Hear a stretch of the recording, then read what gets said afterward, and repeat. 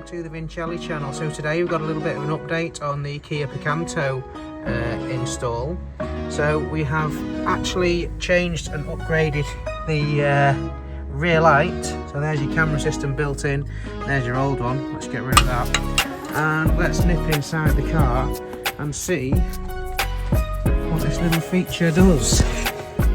So we'll turn the ignition on, might help, and then we I don't need to put the clutch in, but we'll back up or put the camera in reverse, whatever you want to do, whatever you want to call it.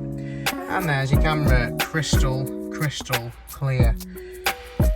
So, and then it flicks back into your normal home screen, like I say. But yeah, that's quite a nice home screen actually that this customer's installed.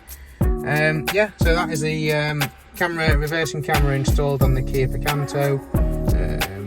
Lights are on, put it in reverse, and reverse kicks in. Yeah, very impressed with that. Any more info, please drop us a link below.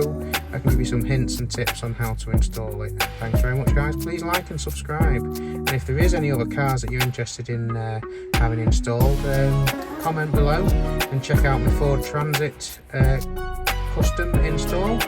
Thanks a lot guys.